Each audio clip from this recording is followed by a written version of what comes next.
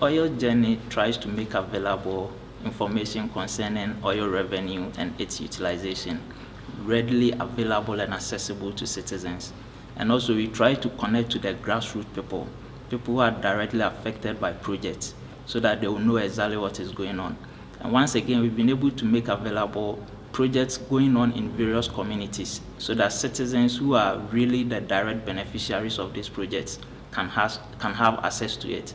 And also we've been able to connect with very keen public institutions, so that feedback on projects concerning citizens are forwarded to government, so that government can provide answers to it.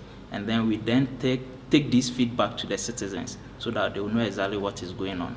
And now we also try to look at market women, the less privileged people in society, and then the youth, so that their voices can also be heard with regards to the use of oil revenue.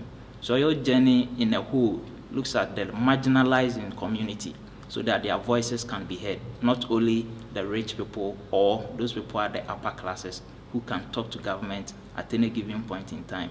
We try to collect and then coordinate marginalized people and then their voices as well.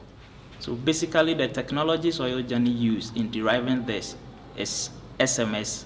We have our mobile application, we also have our web application.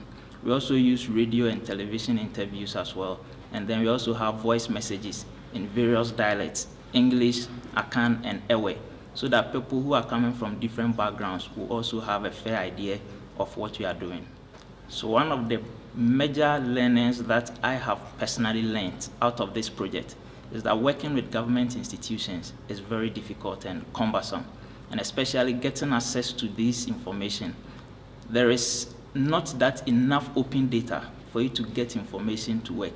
And then secondly, handling multiple community views, basically in different dialects, is also quite very difficult.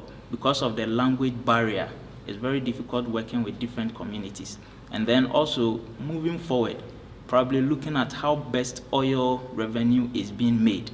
Information as to how much revenue is made from Ghana's oil revenue is very difficult to come by.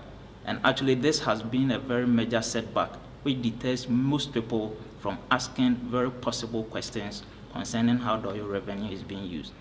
Working on these difficulties, we couldn't get direct contact with ministries to get access to this information.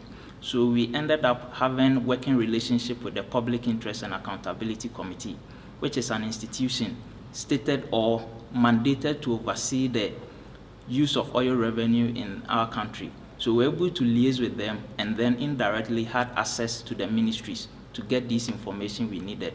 So it was quite a difficult task working with the ministries, but coming into contact with Public Interest and Accountability Committee, we're able to have this information, and then once again, the feedback we gathered out of this project was able to get to where we wanted it to get to through this very institution.